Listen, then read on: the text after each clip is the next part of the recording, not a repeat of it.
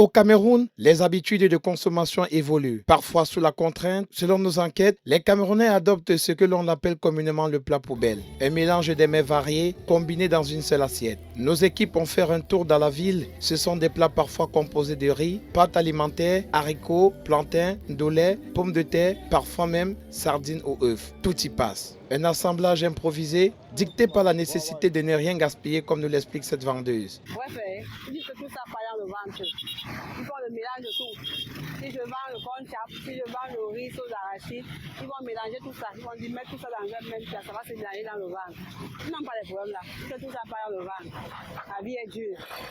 Donc, si on dalle, il a dit que si on dit dalle-moi le ventre là, je vais daller. Ils veulent la dalle. Dans les rues de Douala, comme dans d'autres villes du Cameroun, les consommateurs parlent d'un pouvoir d'achat en baisse face à un panier de la ménagère de plus en plus coûteux. Moi,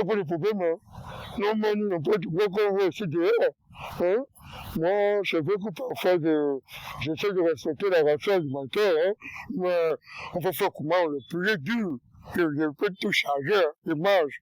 Donc, c'est Dieu que nous garde, mon frère.